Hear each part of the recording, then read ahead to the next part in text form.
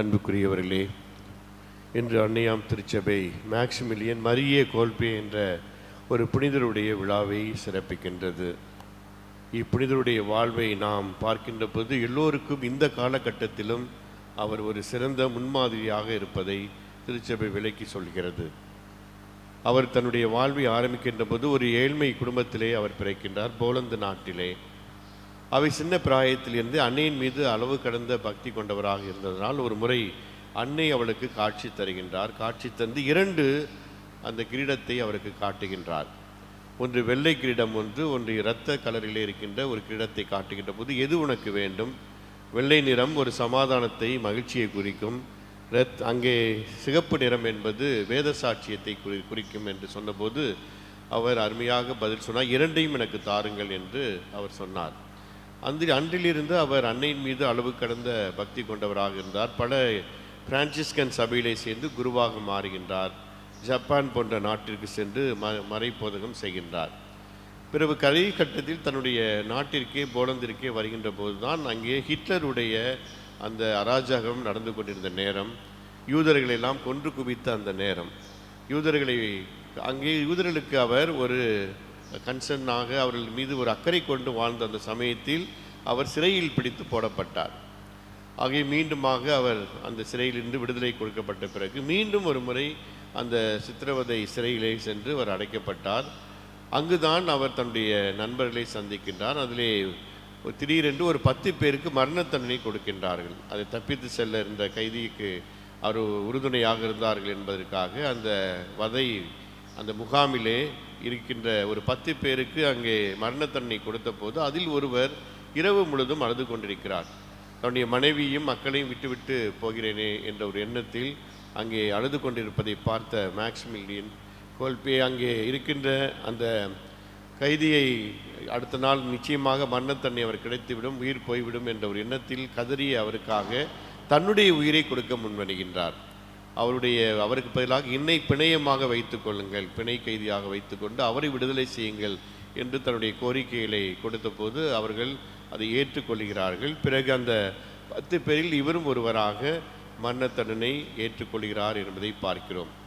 இயேசுடைய இறைவார்த்தைகளை மிகவும் புனிதமான இறைவார்த்தையாக சொல்லப்படுவது, தன்னுடைய நண்பர்களுக்காக உயிரை கொடுப்பதை விட மேலான அன்பு இந்த உலகத்திலே எதுவும் இல்லை என்பதை அவர் அங்கே எண்பித்து காட்டியிருக்கிறார் தன்னுடைய வாழ்வு மூலமாக.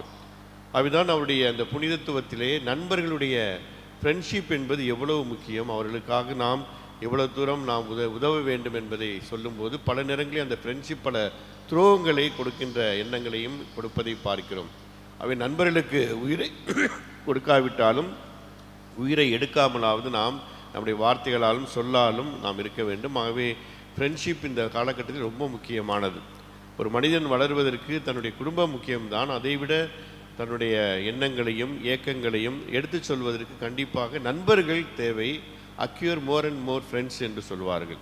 அவை ஃப்ரெண்ட்ஷிப்லேயே இருக்கின்ற அந்த உண்மைத்துவத்தை நாம் உணர்ந்து மேக்சிமிலியன் கோல்பேயினுடைய அந்த புனிதத்துவம் நமக்கும் கிடைக்க வேண்டும் என்று நாம் உறுதி செய்து கொள்ள வேண்டும். ஏனென்றால் நம்மிடம் வருபவர்கள் கண்டிப்பாக உண்மையை சொல்லி பல ரகசியங்களை சொல்லியிருந்தாலும் அதை நம்முடைய மனதில் வைத்து நண்பருக்காக அதை பாதுகாக்கக்கூடிய அந்த பக்குவமும் நம்மிடம் இருக்க வேண்டும்.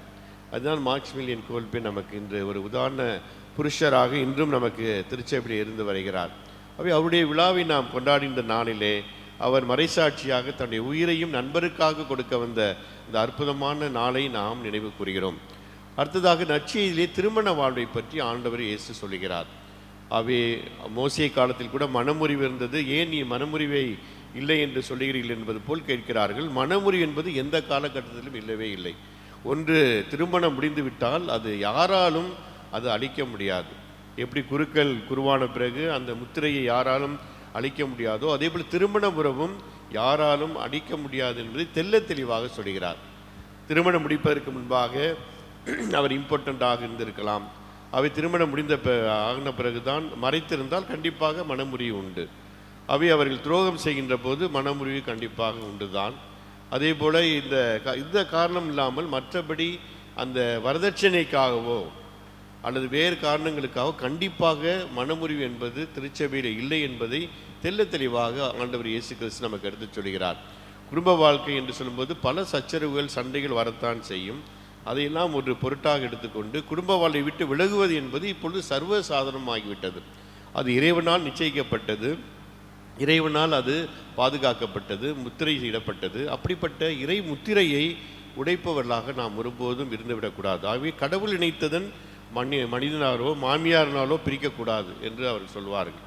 அவை அப்படிப்பட்ட புனிதத்துவத்தை இறைமக்களை நீங்கள் உணர வேண்டும். அதுதான் இந்த திருமண வாழ்வினுடைய புனிதத்துவம். அவை இருக்கின்ற அருட்சாதனை, இந்த திருமண அருட்சாதனம் தான் பெரிய அருட்சாதனம் என்று சொல்வார்கள். மற்றதெல்லாம் சின்னதா என்று கேட்காதீர்கள். ஏனென்றால் இந்த திருமண அருட்சாதனத்திலிருந்துதான் மற்ற அருட்சாதனங்கள் புறப்படுகின்றன. அதில் குழந்தைகள் பிறக்கின்றார்கள், அவர்களுக்கு ஞானஸ்தானம் கொடுக்கின்றோம், மற்ற தேவதிவ்ய அனுமானங்கள் எல்லாம் அதன் பிறகு தரப்படுகிறது. அவை அவ்வளோ பெரிய ஒரு புனிதமான ஒரு நாற்றங்கால் என்பதை அன்புக்குறியில் நாம் மறந்துவிடக்கூடாது. அவை திருமண பந்தத்திலே பார்க்கின்ற போது, திருச்சபையிலே காலகட்டத்திலே பார்க்கின்ற போது நிறைய அந்த கேஸுகள் வருகிறது. ஒரு குழந்தை 2 குழந்தை என்று வளர்க்கின்ற போது அந்த குழந்தைகள் கொஞ்சம் கஷ்டம் குடும்பத்திலே வருகின்ற போது அதனால் ஏற்றுக்கொள்ள முடியவில்லை.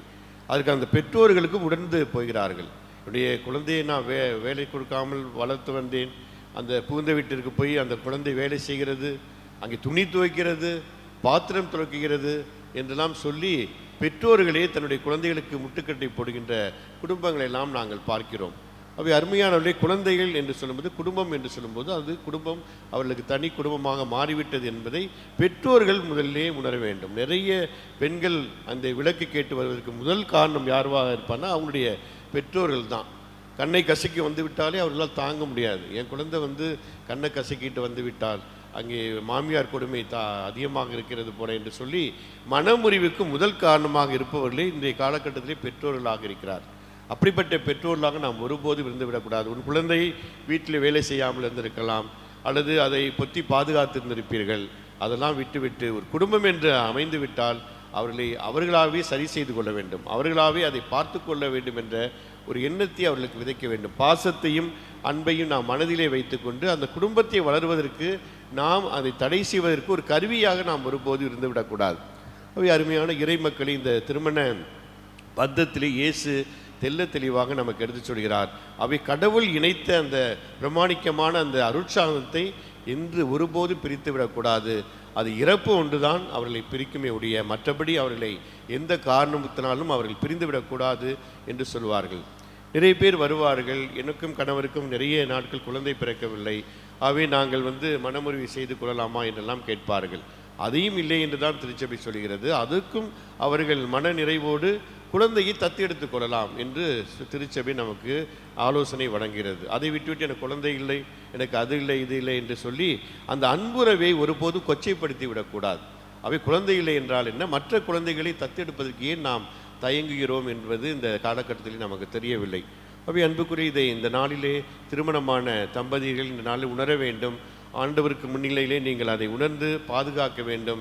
அன்னை மரியாள் அதற்கு உதாரணமாக இருக்கிறாள். அன்னை மரியாள் ஆண்டவரால் கருதரித்த அந்த மாத்திரத்தில் தன்னுடைய கணவர் சூசியப்பர் அதை அறிந்தும் அதை ஏற்றுக்கொள்கிறார். அவை இருக்கட்டும் பரவாயில்லை என்பதை போல் கடவுளுடைய அந்த குரல் கேட்ட மாத்திரத்தில் அன்னை மரியாளுக்கு வந்த அந்த கலங்கத்தை போக்குகின்ற ஒரு மாமனிதராக இன்றும் திருச்சபையிலே விளங்கி வருகிறார். அவை அப்படிப்பட்ட உதாரணம் நம்முடைய திருச்சபையிலே இன்றளவும் இருக்கிறது. அவை அப்படிப்பட்ட குடும்பத்திலே நாம், அந்த திருச்சபையிலே பிறந்து வளர்ந்த நாம் ஒருபோதும் மற்றவர்களுக்கு இடைஞ்சலாக இருந்துவிடக்கூடாது. குடும்பங்கள் பிரிவதற்கு நாம் ஒரு காரணமாக இருந்துவிடக்கூடாது. மீண்டும் அவர்களை மலர வைப்பதற்கு நாம் திருச்சபையிலே ஒரு மனிதராக நாம் மலர வேண்டும் என்பதை தான் இன்றைய நாள் நமக்கு அழைப்பு விடுக்கிறது. அப்படிப்பட்ட திருமண வாழ்வை இன்று சிந்தித்து பாருங்கள். இறைவன் இவ்வளவு நாட்கள் உங்களை ஒன்றாக வைத்திருந்து ஒரே குடும்பமாக உங்களுடைய ஆசீர்வாதத்திற்காக அன்னைக்கு நன்றி செலுத்துங்கள். தொடர்ந்து அன்னையினுடைய ஆசிரியை பெற்று குடும்பத்தில் இருக்கின்ற குழந்தைகளை அன்போடும் கடமை உணர்வோடும் வளர்ப்பதற்கு முயற்சி செய்யுங்கள். அவர்கள் கஷ்டத்தை கொடுத்து பாருங்கள், துன்பத்தை கொடுத்து பாருங்கள். துன்பம் என்றால் என்னவென்பதை எடுத்துச் சொல்லுங்கள். கண்டிப்பாக அவர்கள் புரிந்து கொள்வார்கள். அவை அப்படிப்பட்ட குழந்தைகளை வளர்த்து நல்ல திருமண வாழ்க்கை அமைத்து கொடுக்க வேண்டியது ஒவ்வொருடைய பெற்றோருடைய கடமை என்பதை உணர்ந்து இறைவன் உங்கள் ஒவ்வொருடைய குடும்பத்தையும் ஆசீர்வதிக்க இந்த நாளில் உங்களுக்காக ஜெபிக்கிறோம். ஆமென்.